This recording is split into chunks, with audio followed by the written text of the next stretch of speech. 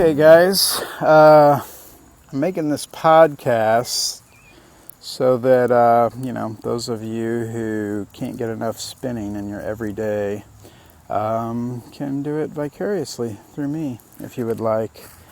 A few years back, I got a video from Rachel Brown of Rio Grande fame, and it was about how to use her wheel. It wasn't a how to spin DVD, but it was essentially different aspects of her wheel and how to use it properly and things of that nature. And I just couldn't get enough of it. I didn't have a Rio Grande wheel, but I loved watching her spin on a spindle spinning wheel. And for years I would watch it again and again. And I got to the point to where I was just aggravated that there wasn't a big, long stretch where she didn't talk about the wheel and she just spun for the sake of spinning so that I could just watch her spin for a while. I realized how awkward that would have been for her to film, but essentially, I just don't think there's any spinning porn out there for us. So that's what I'm attempting to do here.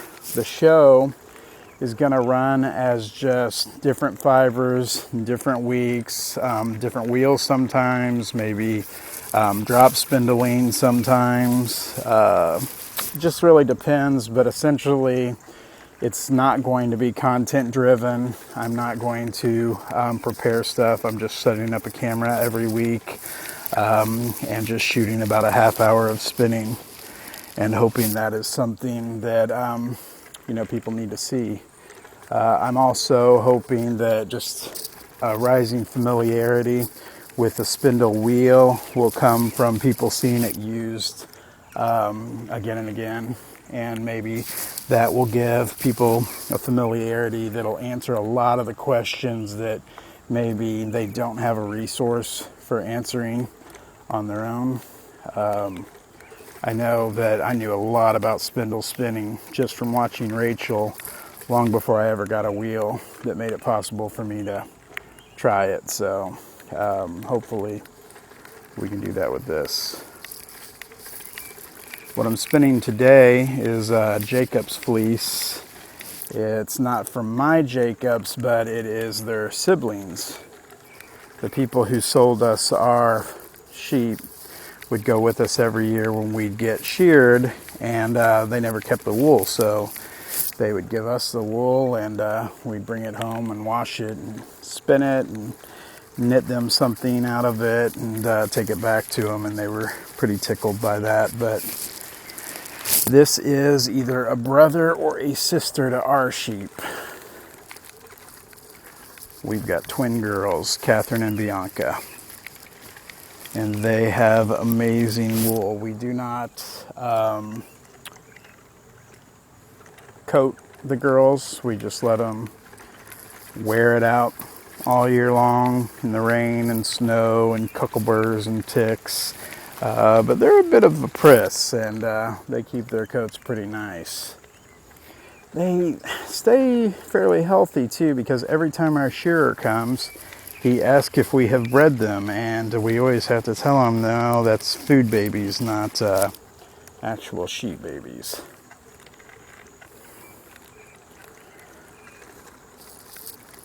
I do hope to have a user group online, but it is not a group for me to interact with viewers. Essentially, what I'm trying to do is just put up the videos every week and not sink any more time into this than that. Hopefully that is a place where you can go and talk to each other and ask questions of other spindle wheel users. But I have 2 children under the age of 3 years old and don't have time to devote to the social aspect of running a podcast. So if that is not going to be helpful to you, I completely understand. This is meant more for people who just want exposure and repetitive viewing of spinning on a spindle wheel. And I know I am one of those people.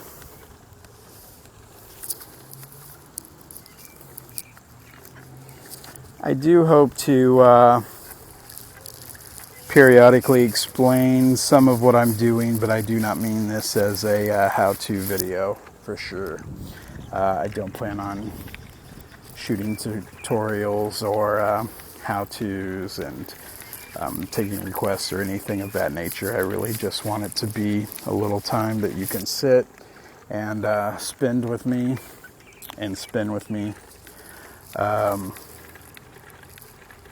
And I know that the less effort I put into it, the more often I can update the video. So that is my hope.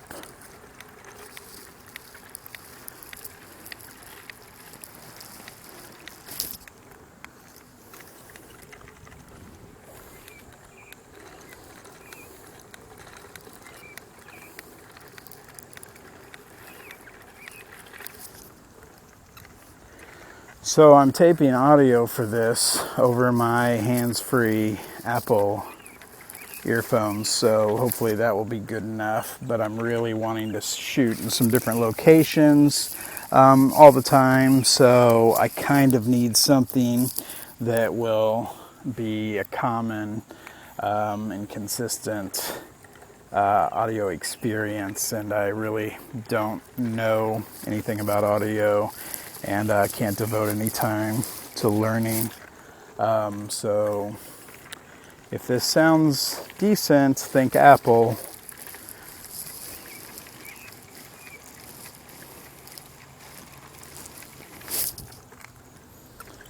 Hopefully it'll give you clear vocals, or not vocals, but voice, and cut out more of the background from scenery and whatnot.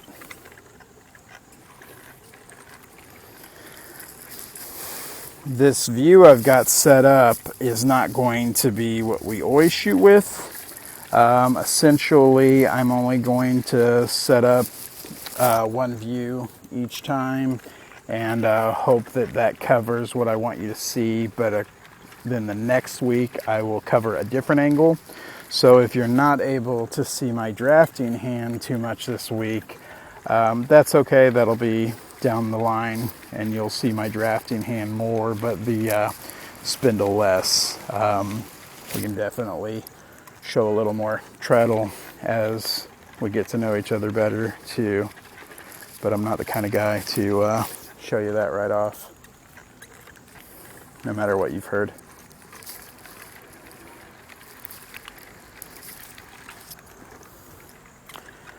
So now this is one of the true pleasures of spindle wheel, is being able to do the long draw. It makes operation effortless, really. It can be aggravating when you're learning to do it and don't understand how pulling the fiber away from the spindle creates yarn sometimes and breaks yarn others, but essentially, for my money, I would say you don't learn to do it, your hand learns to do it, independent of your understanding. But once it does, it's so nice to just pull fiber away from the wheel and have the yarn form in front of you.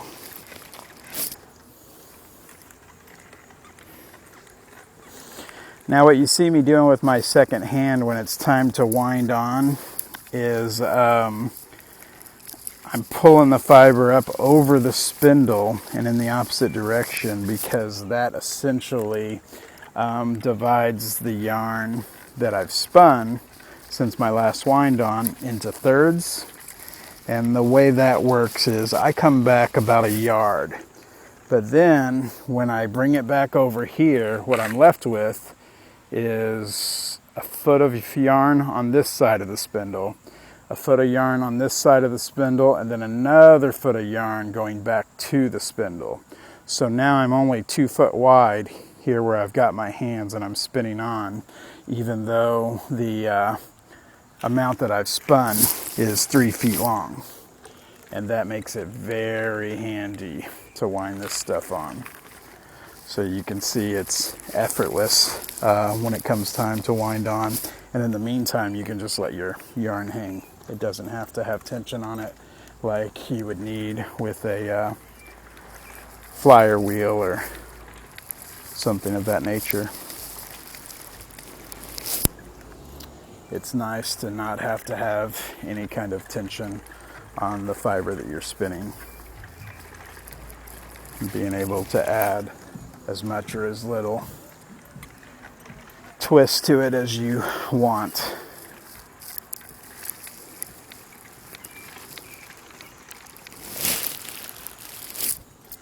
It's pretty nice out here. I don't know if the lighting's the best. This was the only time of day I could do it, and I had to be close enough for a extension cord, which hopefully will not be the case in the future, but I want to be sure to get a half hour's worth of video, and I just didn't have the battery to do it on remote. So we are here in Jeff City, Mo, where it all started. Shooting reel for the dough deck. As you might have noticed, it goes pretty quick too. Luckily I had quite a bit of fiber ready, but you definitely go through fiber enough that you need a good source. We get all our stuff locally from farms, not from fiber suppliers, but we just go to the farms and we buy a bag of shorn wool and take it home and wash it and pick it and card it. Some of it we don't wash, pick, and card, but we wash all of it. Although I wouldn't mind spinning in the grease, and you can definitely do that on a spindle wheel since it's only your quill really that's getting exposure to that lanolin. But we wash all of it, but some of it's definitely spinnable from the locks because it's just so fluffy and easy to handle. So when we have the chance, we do that. However, when I am spinning socially, like I am now, talking to the camera and trying to draft at the same time, I really don't want to be messing with the locks. It's not harder, you just have to have more RAM concentrated on your task. And so what I'm spinning from now is just a bat that I've torn into practically roving strips, because that is easy to do the long draw from, even while you're talking to others.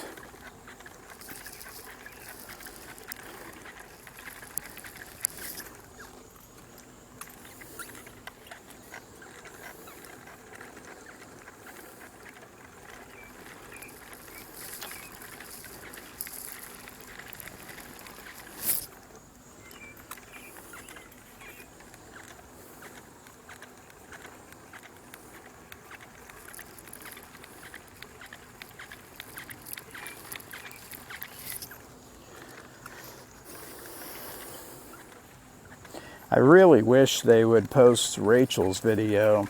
So this was a video that she made, and so when she sold a Rio Grande, she would send this DVD with it, and it would kind of fill people in on it. Even had the assembly instructions in the video, like she showed you how to assemble the wheel when you got it.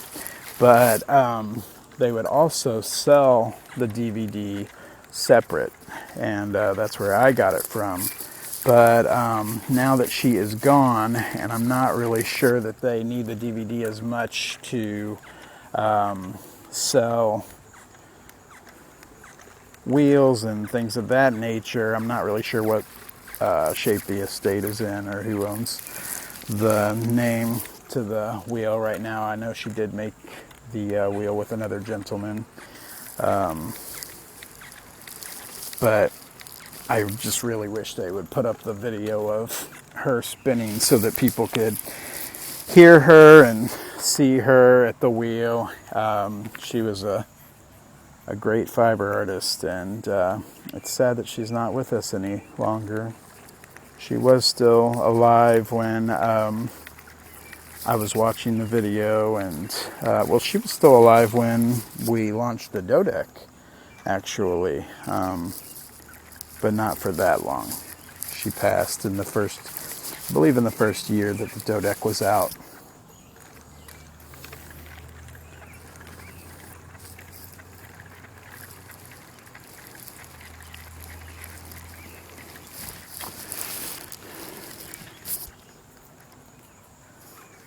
What I'm spinning with right now is a short, stable fiber, which is fine for me. I don't mind it, but that's why you'll see at some points it's coming apart on me, is just because I hit a short part and was not prepared for it. With the spindle wheel, though, it is easy enough to splice the yarn back together. As a matter of fact, if I let it just pull free right now, and it was right there, all I have to do is pull it out and hook it on, and then I'm ready to go again. Don't even have to stop treadling. That's nice. I also can treadle backwards, and it won't mess up the yarn. So that's nice too. It won't throw it off, or it won't tangle anything up. I do like it, because I can't always be going clockwise just because I'm supposed to. I don't live my life clockwise. You hear me? You hear me, flyers of the world? Sorry, you didn't have to hear that.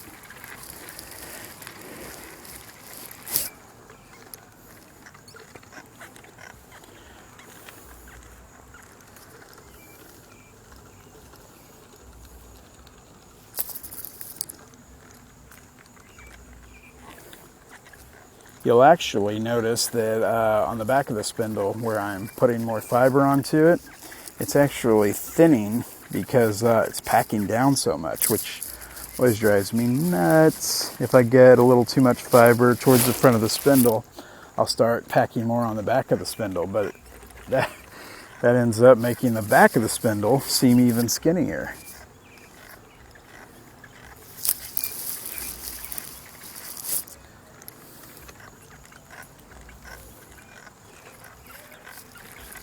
I am loving this fiber. It is not the softest stuff. They are definitely farm sheep.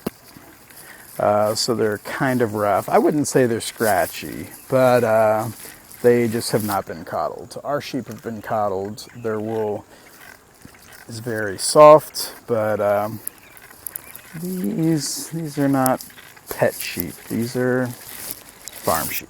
And their wool is rugged and very insulative. Is that a real word? I meant it to mean to insulate something, but I just ran it together with an IVE on the end, insulative. So it'd be interesting to know if I made that up or if that's an actual word. Although, when I say it would be interesting to know, I am taking quite a leap there. Most of you probably would not think it's that interesting.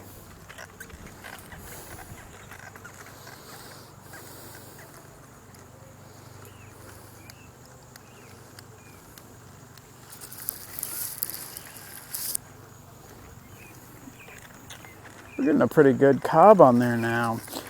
When you compare this to a flyer wheel, you've got to remember that our quill's about 50% longer than the flyer wheel.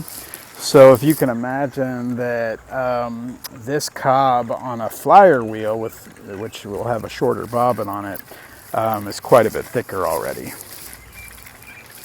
There's a good amount of wool on here. And it packs pretty easy since you're the one that's able to run it back and forth. Unlike a flyer wheel, you don't have to just wrap it around the bobbin in the one location until you change hooks. You're running it backwards and forwards the whole time so that it packs in good.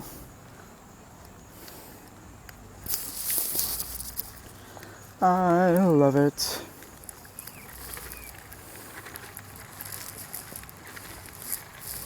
Oh, we've got some wool drying. outside, and a dog just came and peed on it. That is awesome. Now that I've seen it happen, I'm thinking, how many times did the dog pee on it? Did the dog pee on this one when we set it out to dry? That crazy dog. Hopefully I'm going to go over there and think, oh my goodness, this wool really smells like pee. Something must have peed on it. And then I'll know that none of our other wool has been peed on. It's like the one time that you really hope something reeks of dog pee. I assume. Like, I don't know you that well, but it's the one time I have wished that something reeked of dog pee. Not including things that were owned by my exes. Wow, this is very therapeutic.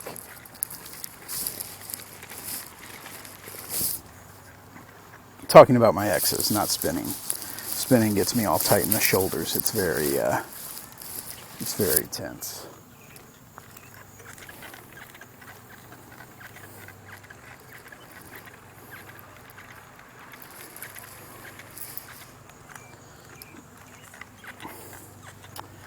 I'm starting to wonder how long I can do this for.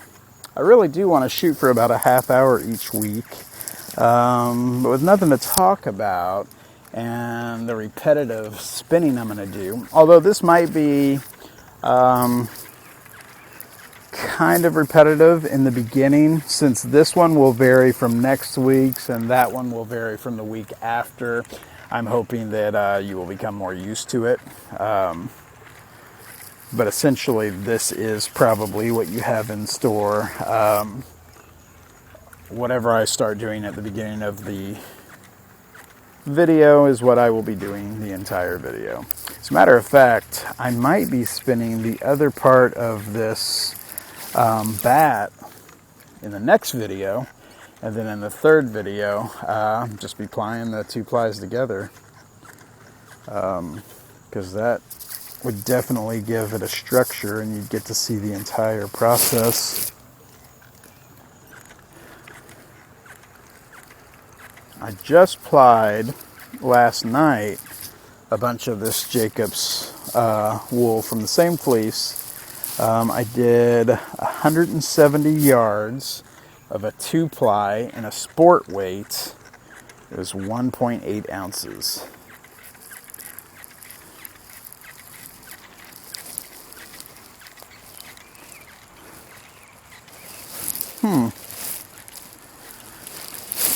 I have got to admit, I do not know everything there is to know about how this is working for the long draw. I'm good at using it. I'm not good at understanding it specifically, because there will be times when my fiber is the same and I feel like I'm doing the same thing, but my yarn is thicker. And then there are times when my yarn is thinner, using the same fiber, the same prep, and it stays thinner. It's not just like it thins out a little bit and then it gets thick again. I wouldn't waste your time with that story. We've all heard it before. It actually just like goes through a period where I'm just on thin fiber now and I don't know what I did. That's my voice as if I was saying it, you know, while it was happening. You feel me? Dun, dun, dun. So once again, when I'm ready to wind on, I give it the half kick back, pull this yarn over here, and then guide it with my finger to wherever it is I want it to go. And works like magic. It's a lot easier after you've done it for a little while, but hopefully with you guys seeing it over and over again every week, it will become second nature to you before you get a chance to practice.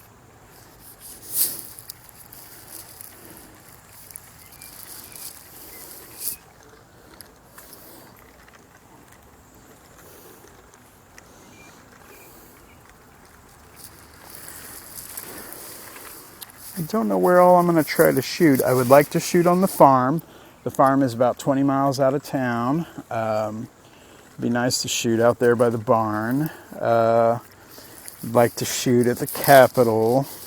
I'd like to shoot over the river. There's a bicycle bridge going over the river that I can probably park on.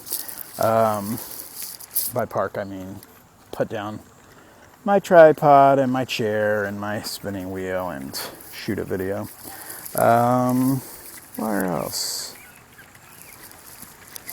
Maybe go downtown, in downtown Jeff Moe, and shoot a little video while onlookers are passing by, or while passerbys are onlooking. It really works both ways. I mean, if you ask me, it does.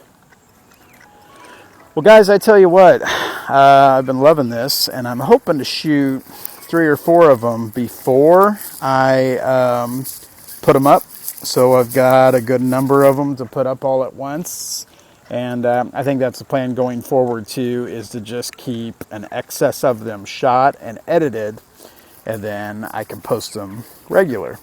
If that works, you know, look for the next one next week, and I think that's it. We're going to finish out this fiber I've got in my hand, and then I got to answer that call because somebody just called and I couldn't take it. But they're going to take it. Oh yeah, they're going to take it. Believe that. Oh wow, I just broke my fiber. That's okay though, because I know how to fix it.